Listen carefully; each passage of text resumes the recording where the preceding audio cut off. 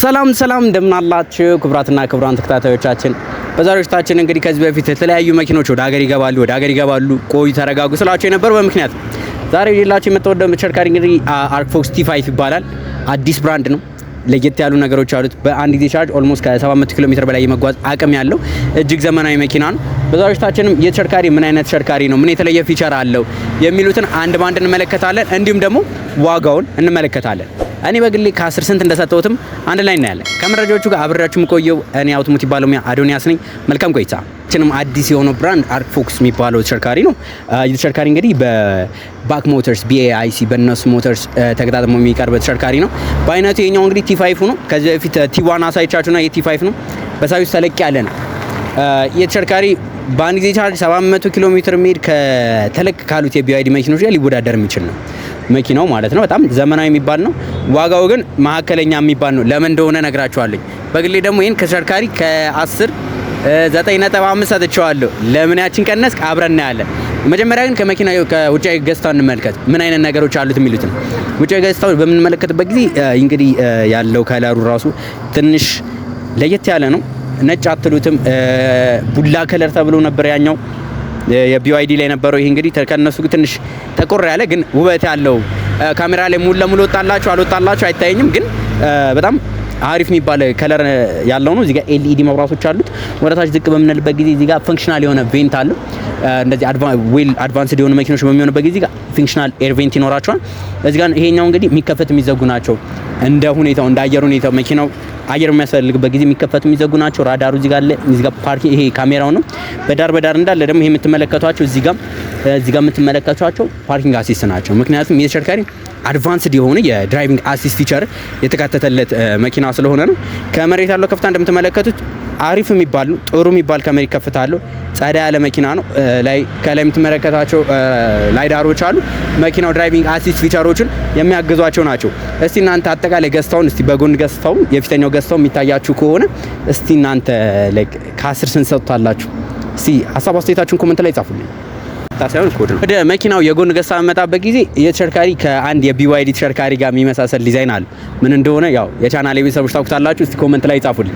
የተሽከርካሪ እንግዲህ ከጎን ገጽታው እንደምታዩት ለየት ያለ የሚያምር ነው። እዚህ ጋር አነስ ያለ ሻርፕ አንግል አለችው። ብዙ ጊዜ ሻርፕ አንግል የበዛባቸው መኪኖች ሪኮመንድ የማይደረጉበት አንደኛው ምክንያት አደጋ የሚደርስበት ጊዜ ከመቀየር ይልቅ ተቀጥቅጠው የሚመጡ መኪኖች አሉ። ሻርፕ አንግል በሆነበት ጊዜ የበዛበት ከሆነ ትንሽ ያስቸግራል። ይሄ ሻርፕ አንግል የበዛበት አይደለም። በጣም አሪፍ የሚባል ክሊን የሆነ ዲዛይን ያላቸው መኪናው በ19 ኢንች ቸርኬ ነው። የፊተኛውም የኋለኛውም ዲስክ ብሬክ ናቸው መኪኖች። ያው ዲስክ ብሬክ መሆናቸው በጣም አሪፍ ነው። የተሽከርካሪ ላይ እንግዲህ ያው ጎማውም በ235 ነው። ሰፋ ያለ ነው። ለሃይ ስፒድ መጠቀም ይችላልላችሁ። ከተማ ስትወጡ አዳማ ስፒድ ወይ ላይ ሌላ ላይ ብትጠቀሟቸው አሪፍ የሚባሉ ነው። ከመሬት ያለውም ከፍታ አሪፍ የሚባሉ ናቸው። ምክንያቱም እነዚህ መኪኖች የትኛው መሬት መኪና ላይ እንደምታውቁት የባትሪ ፕሮቴክተር ተካቶላቸው ይመጡ ናቸው። ባትሪ ፕሮቴክተሩ ደግሞ በደንብ ዌል አድቫንስድ የሆኑ ናቸው። እነዚህ መኪኖች ላይ ከስር የሚመቷቸው በቀላሉ የሚቀደዱ አይደለም። ነገር ግን መኪና ሲገዛ ፍተሻ ብዙ ጊዜ የሚያጋጥመው ምንድነው ከስር በፎርክ ሊፍት በሚወርድበት ጊዜ በሌላ ነገርም እየተመቱ ስለሚያጋጥሙ እነሱ ነገሮች ጥንቃቄ ማድረግ ይገባል። ተሽከርካሪ ላይ እንግዲህ እንደምትመለከቱት ሙሉ ሰሩፍ ናቸው። እና ተሽከርካሪዎች ፓፓውት የሚባል አይደለም ይሄ ዶር ሃንድል፣ ነገር ግን ሂደን የሆነ ደበቅ ያለ በር መክፈቻ ናቸው። ሪሞቱን ይዛችሁ ስትጠጉ ወደ መኪናው ክፍት ሲሆን ነው እንደዚህ የሚሆኑት እንጂ ወደ ውስጥ ደበቅ የሚሉ ናቸው። ከጎን ገጽታው ብዙ ነገሩ አሪፍ የሚባል የሚያምር ነው። እዚህ ጋር እንደምትመለከቱት ፒያኖ ብላክ የሚባል ነገር አለ። ፒያኖ ብላክ መኪኖች ይሄ ብቻ አይደለም፣ ሌሎቹ ላይ በመገዙበት ጊዜ ጥንቃቄ ማድረግ ያስፈልጋል።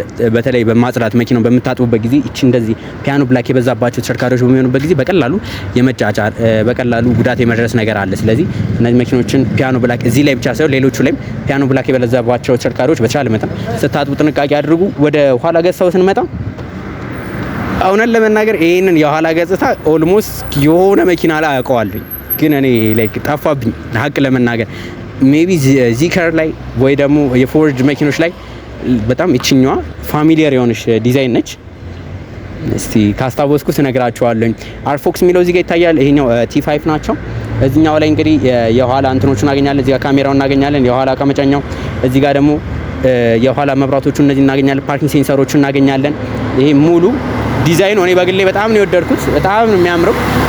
ሌላ ደግሞ ቲፕ እንዲሆናችሁ የትኛውም ያገለገለ መኪና በሚገዙበት ጊዜ በተለይ እነ BZ4X ID4 ID6 ሌሎቹ ላይም እንደዚህ ኮንቲኒየስ የሆነ የኋላ መብራት ያላቸው ላይ ብዙ ጊዜ የሚያጋጥመን መኪኖች ሰላም ናቸው፣ ምንም አይነት ችግር የለባቸውም። ነገር ግን የሆነ ስንጥቅ አጋጥሞታል። የጊዜ ጉዳይ ነው እንጂ ውሃ ሊያስገባ ይችላል። የውሃ ሲያስገባ ሌላ ነገሮች ጉዳት ያደርሳል። ስለዚህ እሱን ነገር ሲገዙ ጥንቃቄ ማድረጋችሁን አትርሱ።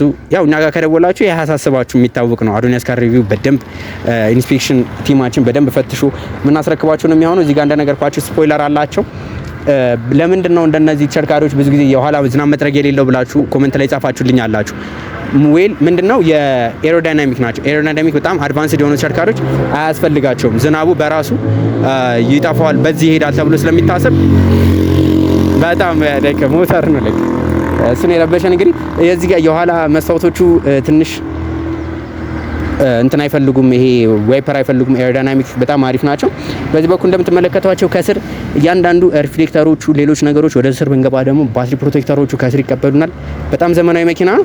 እስቲ ደግሞ ወደ ውስጥ እንግባና ያሉትን የድራይቪንግ አሲስት ፊቸሮች እንዴት እንጠቀማለን፣ ምን ናቸው፣ እንዲሁም ደግሞ አይታችሁት ማታውቁት አንድ ለየት ያለ ፊቸር አለው። እሱንም አንድ ላይ ያሳያቸዋል። ወደ ውስጥ ከመግባታችን በፊት ግን ካሜራማኑ እኔ ረስቼው ነበር፣ እሱን ያስታወሰኝ የኋላ እቃ መጫኛዎችን አሳየን ብሎናልና ይሄ እንግዲህ እዚች ላይ በተኗን የምንጫናት በተኗ በምንጫንበት ጊዜ የኋላ እቃ መጫኛው ይሄንን ይመስላል። እንደምትመለከቱት እዚህ ላይ የተለያዩ እቃ ማስቀመጫ ቦታዎች አሉ። እዚህ ጋር ከመኪና ጋር የሚመጡ ቻርጀሮቹን፣ ሌሎች አክሰሰሪዎችን እዚህ ጋር እናገኛቸዋለን። በዚህ በግራ በቀኝ እናገኛለን። እዚህ ላይ ተለቅ ያለ እቃ ማስቀመጫ አለ። እንዳስፈላጊነቱ ደግሞ የኋላ ወንበሮቹን በማውረድ ደግሞ ተጨማሪ እቃ ማስቀመጫ ቦታ ማግኘት ይቻላል። እዚህ ጋር ኤሌክትሪካሊ ናቸው ሁሉ ነገሮቻቸው። እዚህ ጋር ኤሌክትሪካሊ እንደከፈት ነው ይችን ጫን በምንልበት ጊዜ ሙሉ ለሙሉ ራሱ በራሱ ይዘጋልናል።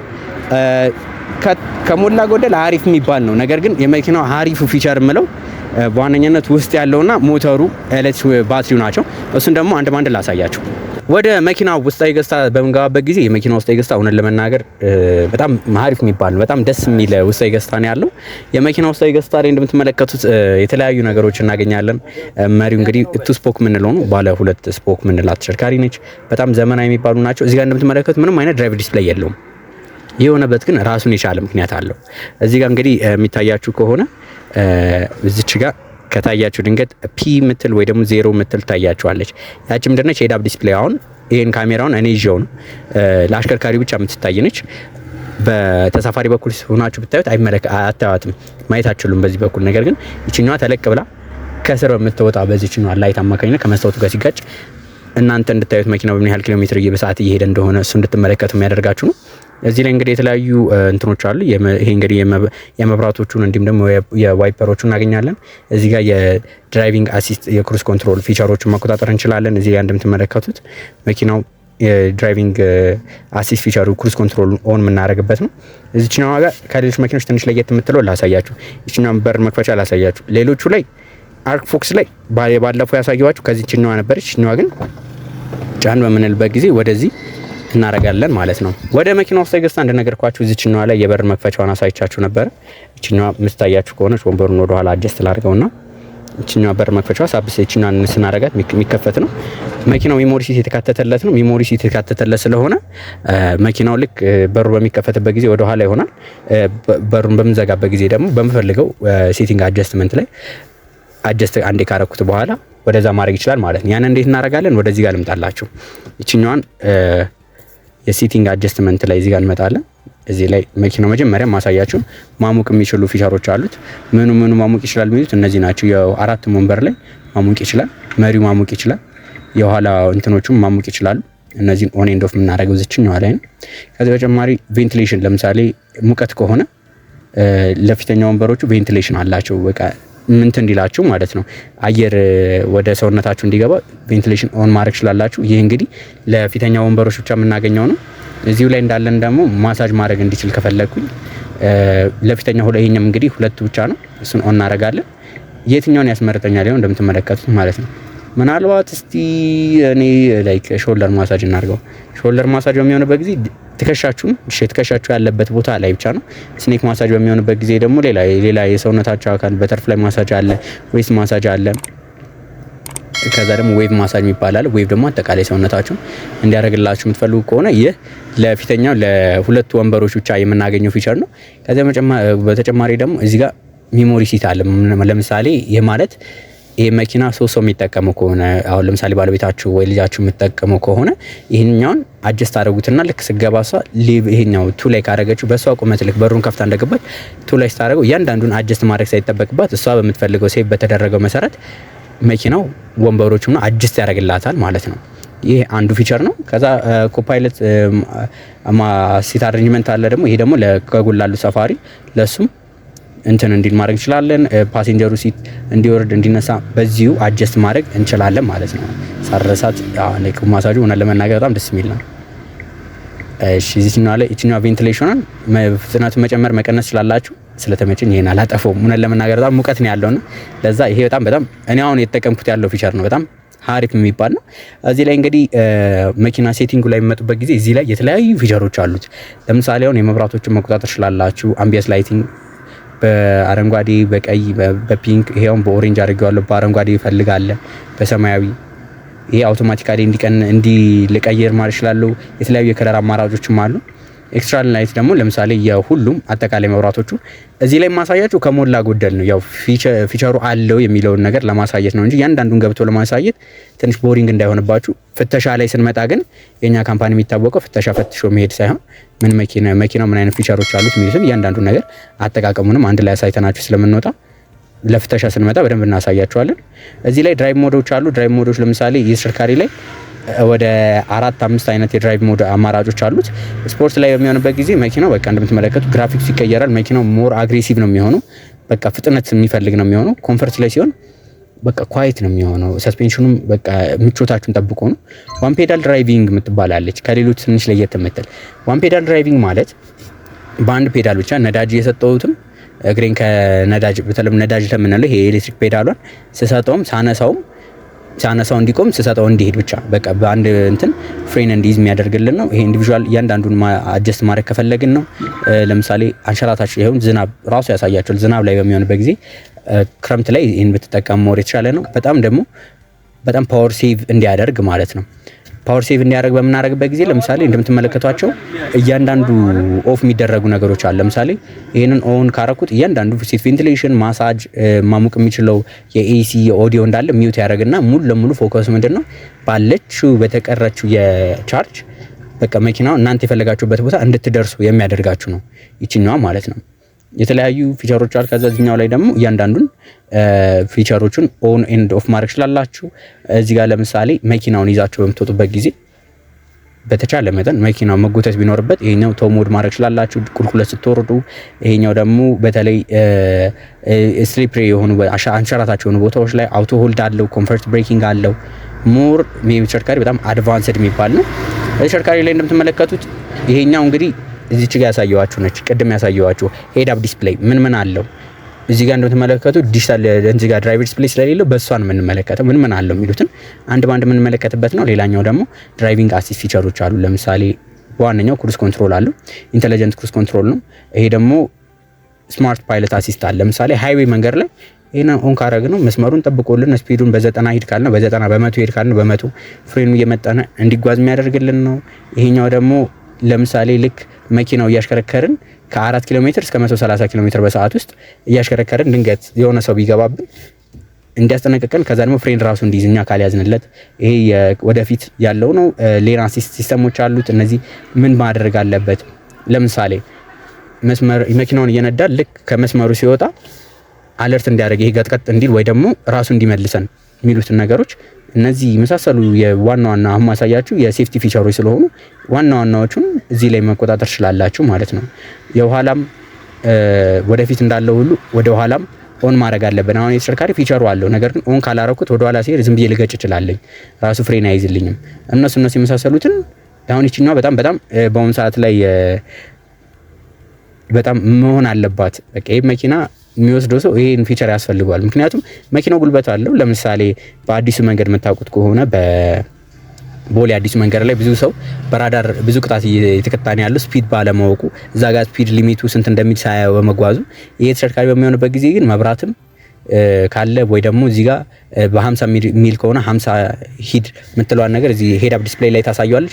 እሱን እንዲያመጣለት ኦን የምናደርግበት ነው። በዚህ አማካኝነት የትራፊክ ቅጣት መዳን ትችላላችሁ ማለት ነው። የድራይቪንግ ሞዱን አሳይቻችኋለሁ። ይህን ይመስላል የመኪናው እንትኖቹ የወንበሮቹ ይህን ይመስላል። ኤሲዚ ላይ እናገኛለን። ከሞላ ጎደል ኢንፎቴመንት ስክሪኑ ይህንን ይመስላል። በጣም አድቫንስድ ነው።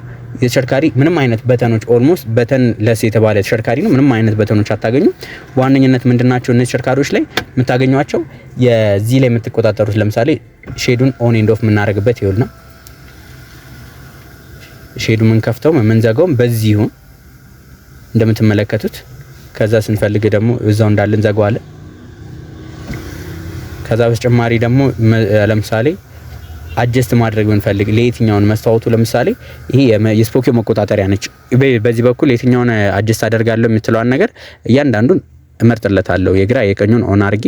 ከዛ በኋላ በዚህኛዋ ማለት ነው በቀኝ በኩል ያለችው ይሄኛውን ለምሳሌ ብፈልግ ከሆነ አጀስት ያደርግልኛል ማለት ነው። ይችኛውን ኦን ካረኳት በኋላ አጀስት ያደርገዋል። እዚሁ ላይ እንዳለን ደግሞ እንደምትመለከቱት የሚታያችሁ ከሆነ ልክ መኪና ሲመጣ እቺ ኦሬንጅ ነገር ትበራለች። እቺና የምትታያችሁ የበራ ማለት መኪናው እናንተ በማታዩት መልኩ ተጠግቷችሁ ነው ያለው። ስለዚህ ያንን እያያችሁ ከወጣችሁ መኪናው ሊገጫችሁ ይችላል የምትለዋ ነገር ነች። እዚህኛው ላይ መኪና ልክ አጠገባችን ሲያልፍ የምትበራ ፊቸር ነች ማለት ነው። እዚሁ ላይ እንዳለን ደግሞ ያሉትን ነገሮች ላሳያችሁ። እዚሁ ላይ እንደምትመለከቱ እቃ ማስቀመጫ ቦታዎች አሉ። ይሄኛው እንግዲህ ወንበሩን አንዴ አድስት ላድርገውና ወደ ኋላ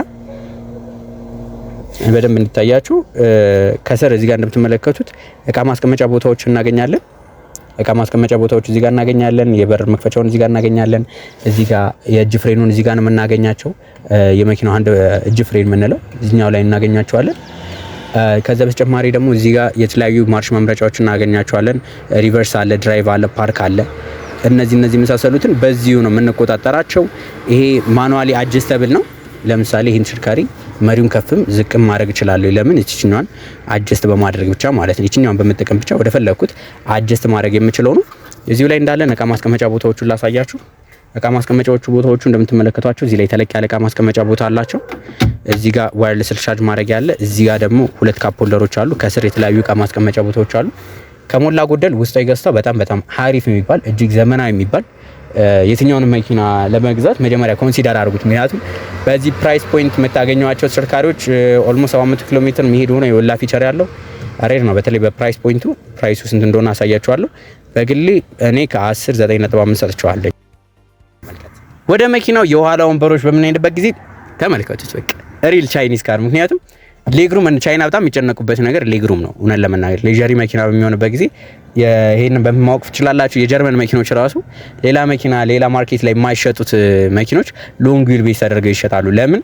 ሌግሩም ቻይና ላይ በጣም ማተር ስለሚያደርግ። የተሽከርካሪ እንደምትመለከቱት ሌግሩም በጣም ሰፊ የሚባል ነው። እዚህ ጋር እንደምትመለከቱት ይኸው እዚሁ ላይ ሰፊ የሚባል ሌግሩም አላቸው። ሄድሩም በጣም አሪፍ የሚባል ነው። እዚህ ጋር እንደምትመለከቱት እዚህ ጋር የመስታወት ማውጫ መውረጃው እናገኛለን። የበር መክፈቻው ያው እንደ ፊተኛው ነች። እቺኛዋን ጫና አድርገን እንከፍታለን፣ እንዘጋቸዋለን።